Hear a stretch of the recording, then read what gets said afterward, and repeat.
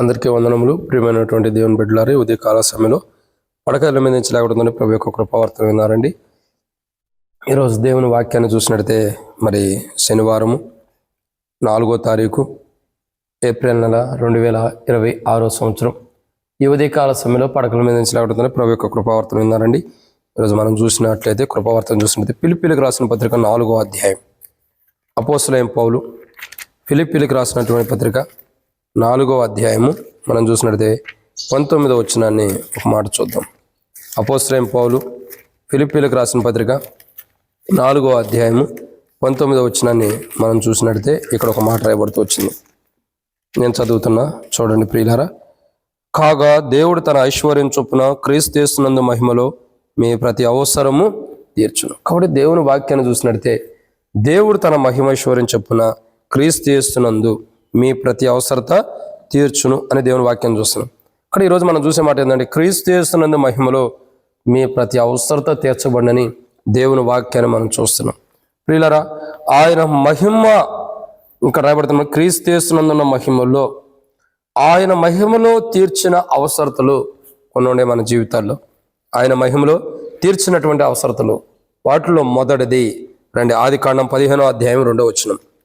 ఆయన మహిమలో తీర్చిన అవసరతల్లో మొదటిది ఏంటంటే ఆదికాండం 15వ అధ్యాయం 2వ వచనం. అందుకు అబ్రాహాము, ప్రభు అయిన యెహోవా నాకేమిచ్చినానేమి, నేను సంతానం లేనివాడినే చెప్పుచున్నానే, సంతానం లేనివాడు చెప్పుకోదు పోవచ్చున్నానే, దమస్కు ఎలియాజరే నా ఇంటి ఆస్తికర్తగును గదా. ఇక్కడ మొదటి కోణాన్ని దేవుని వాక్యాన్ని చూసినట్టు ప్రియులారా ఏమని రాయబడుతూ వచ్చిందంటే, మొట్టమొదటిగా ఆయన మహిమలో తీర్చినటువంటి అవసరతలో మొదటిది ఏంటంటే గర్భఫలం అనే అవసరత క్రీస్తు యేసునందున్న మహిమలో దేవుడు అబ్రహాముకు తీర్చాడు. అబ్రహాం యొక్క జీవితంలో గర్భఫలం లేనివాడు ఉన్నాడు. అబ్రహాం యొక్క అనుభవంలో చాలా గర్భఫలం లేక వేదంతో ఉంటాడు. సర్వశక్తి గల దేవుడు అబ్రహాము ప్రత్యక్షమైనప్పుడు అబ్రహాముతో మాట్లాడుతున్నప్పుడు అబ్రహాం అంటాడు, అయ్యా నీవు నాకేమిచ్చినా ఉపయోగం ఏంటి, నేను గర్భఫలం లేనివాడిగా ఉండా కదా. గర్భఫలం విషయంలో గర్భఫలం లేనప్పుడు అబ్రహాముకి 99 సంవత్సరాలు ఉన్నప్పుడు దేవుడు తనతో మాట్లాడిచ్చిన గర్భఫలం అబ్రహాముకు 100వ సంవత్సరంలో పుట్టినటువంటి కుమారుడు. కారణం ఏంటంటే ఇస్సాకుని దేవుడు ఇస్తూ వచ్చాడు. కారణం ఏంటంటే ఈ గర్భఫలం విషయంలో దేవుడు తన మహిమైశ్వర్యం చొప్పున అబ్రహాముకు అవసరం తీర్చాడు. దేవుడు మనందు కూడా క్రీస్తు యేసునందు మన అవసరత కూడా తీర్చగలడు. మనలో కూడా దేవుడు తన క్రీస్తు యేసునందు అవసరం తీర్చగలడు.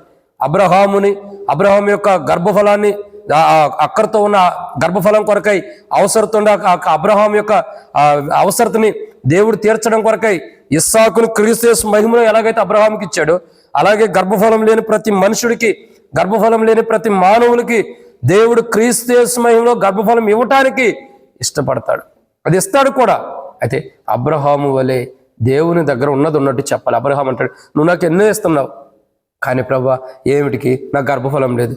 మన జీవితంలో ఏంటంటే సంపాదన మీద ఎక్కువ మనసు పెడుతున్నాం. ఏది సంపాదించుకుందాం, ఏం తిందామా అని మనసు మీద పెడుతున్నాం, కానీ నాకు ఇది లేదు ప్రభా, ఇది నాకు ఇవ్వని దేవుని దగ్గర ఉపవాసంని ప్రార్థన చేసుకుని పొందుకునే జీవితం మనకు లేదు. గోజాడి ప్రార్థన చేసుకునే జీవితం లేదు. మొరపెట్టి దేవుని దగ్గర నుంచి అడిగేది లేదు. ప్రభా క్రీస్తు యేసునందు మహిమలో అన్నాడు, అబ్రహాముకి గర్భఫలం లేనప్పుడు ఇచ్చావు కదా, నాకు కూడా గర్భఫలం లేదు, నాకు ఇవ్వు ప్రభా అని ఉపవాస ప్రార్థన చేసుకుని అడిగేది లేదు. మన వాళ్ళకి ఉండే బలహీనత అంటే తెలుసా అండి, చాలా బిజీ, పనుల్లో చాలా బిజీ.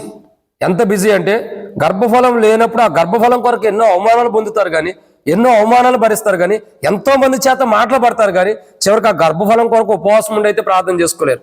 1 రోజు 2 రోజులు 3 రోజులు దేవుని సన్నిధిలో నువ్వు ఉండగలిగినంత, దేవుడు నీతో మాట్లాడగలిగినంత సేపు ఉపవాస ప్రార్థన చేయరు. మళ్ళీ సంఘంలో రిక్వెస్ట్లు ఇస్తారు, మాకు గర్భఫలం లేదు ప్రార్థన చేయండి.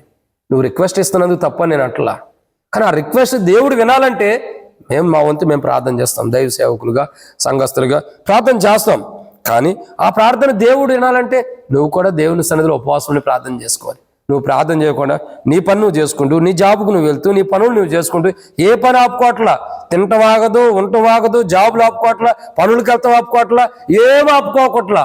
ఇవేమి ఆపుకోకుండానే మళ్ళీ ప్రేయర్ రిక్వెస్ట్ ఇస్తావు, ప్రభు అయ్యా నాకు గర్భఫలం కావాలి ప్రార్థన చేయండి, ప్రభు గర్భఫలం ఇచ్చలాగన్నాడు. అంటే నీ పనులు నువ్వు చేసుకుంటూ ఉండాలి. దేవుని సన్నిధిలో అయితే గడపవు, దేవుడు బహుమానం ఇవ్వాలంటే అట్లా. ఫస్ట్ ఆఫ్ ఆల్ నువ్వు ఉపవాసం ఉండు, కన్నీరు కార్చు, ప్రభా నాకు గర్భఫలం లేదు, నాకున్న వేదన క్రీస్తేసు మహిమలో తీర్చు ప్రభు అంటే దేవుడు తీరుస్తాడు. క్రీస్తేసు యొక్క మహిమలో నీకు గర్భఫలం అవసరమైతే నువ్వు కటికి ఉపవాసం ఉంటే ఎట్టైనా సరే ఉపవాసం ఉండి ప్రార్థన చేయి. దేవుడు తన మహిమలో క్రీస్తేసు యొక్క మహిమలో నీ అవసరం తీరుస్తాడు దేవుడు. ఇన్నాళ్ళు తీర్చని కారణం ఏంటంటే నీ పనులు నువ్వు చూసుకుంటున్నావు, జాబ్లన్నీ డ్యూటీలు నీ పని మీద నువ్వు వెళ్ళిపోతున్నావు. అందుకే దేవుడిని అవసరం తీరుస్తాడు. దేవుని అవసరం తీర్చాలంటే నువ్వు ఉపవాసముని ప్రార్థన చేయ దేవుని సన్నిధిలో ఖచ్చితంగా తన మహిమ ఐశ్వర్యంలో దేవుని ప్రతి గర్భఫలం యొక్క అవసరం తీరుస్తాడు. ఇది మొదటిది.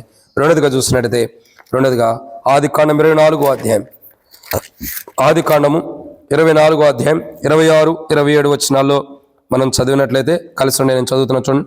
ఆ మనుషుడు తన తల వంచి యెహోవాకు మ్రొక్కి, అబ్రహామును నా యజమానుని దేవుడు అయిన యెహోవా స్తుతించబడును గాక, క్షమించండి, ఆయన నా యజమానికి తన కృపను తన సత్యమును చూపటం మానలేదు. నేను త్రోవలో నుండగానే యెహోవా నా యజమాని బంధువుల ఇంటికి నన్ను నడిపించాను. కాబట్టి ఇక్కడ రెండో కోణాన్ని చూస్తున్నాం. వివాహ విషయంలో ఎప్పుడైతే వివాహ విషయంలో కూడా వివాహం అనే అవసరతలో మనం ఉన్నప్పుడు దేవుని సన్నిధిలో గడపాలి, దేవుల్లో ఎక్కువ గడపాలి.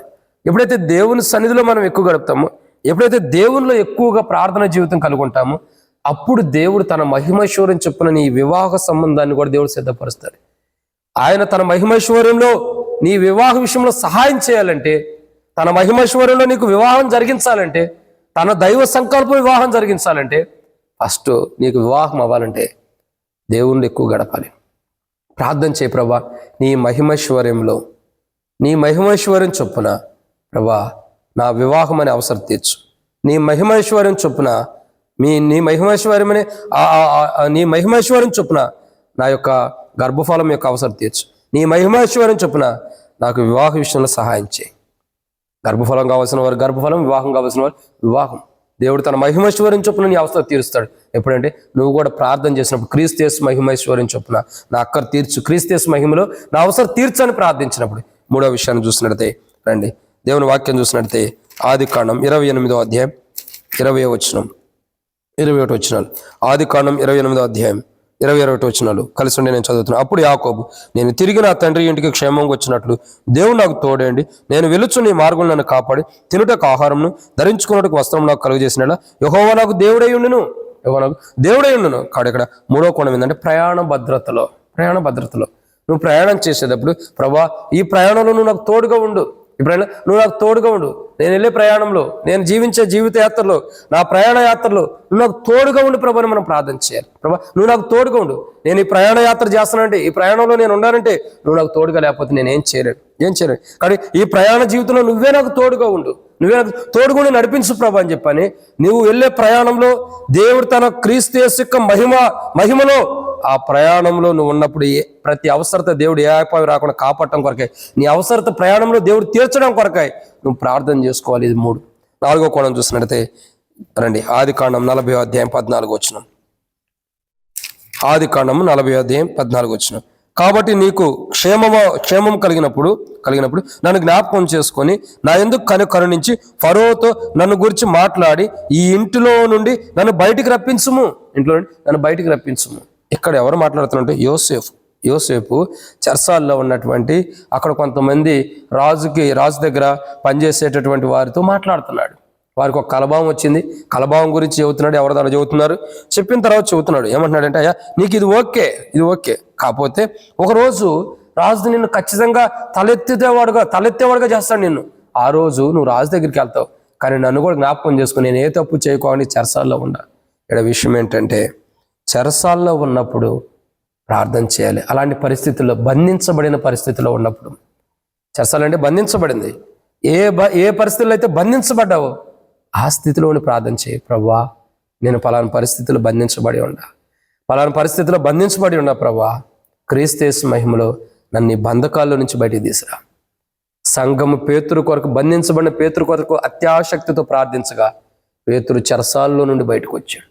ఈరోజు నా ప్రార్థన జీవితం ఏంటంటే ప్రార్థన, ప్రభా నేను పలానా పరిస్థితిని బట్టి పలానా పరిస్థితుల్లో నేను బంధించబడి ఉండా, వాటి నుండి నాకు విడుదల ప్రభా, వాటి నుండి నాకు విడుదల కలుగు చేయ ప్రభా అంటే ఆ బంధించబడిన పరిస్థితుల నుంచి ఆయన మనకి విడుదల ఇచ్చేవాడుగా ఉంటాడు క్రీస్తు యేసు మహిమ ద్వారా.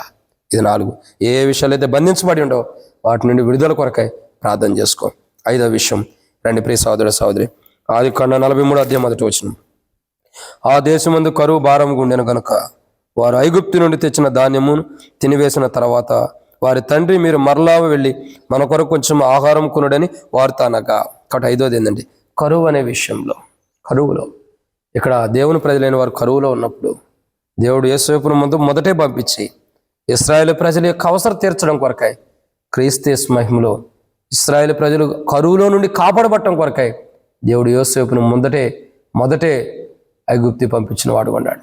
ఈరోజు మనం గమనించాలి, మనం ఎలాంటి కరువులో ఉన్నా, ఎలాంటి అవసరతలో ఉన్నా, కరువు అంటే అవసరత ఉంది, ఆకలితో ఉంది, ఎలాంటి కరువులో ఉన్నా, ఎలాంటి అవసరతలో ఉన్నా ఈరోజు దేవునికి మొరపెడితే, ప్రభా క్రీస్తు యేసునందున్న మహిమలో నా ప్రతి అవసరం తీర్చు. ఈరోజు నాకు కరువు ఉంది, నాకు అవసరతలు ఉన్నాయి, ఈ అవసరత, ఈ కరువు క్రీస్తు యేసు మహిమలో తీర్చు ప్రభు అంటే దేవుడు తన మహిమేశ్వరుని చొప్పున క్రీస్తు యేసునందున్న మహిమలో మీ ప్రతి అవసరం తీరుస్తాడు.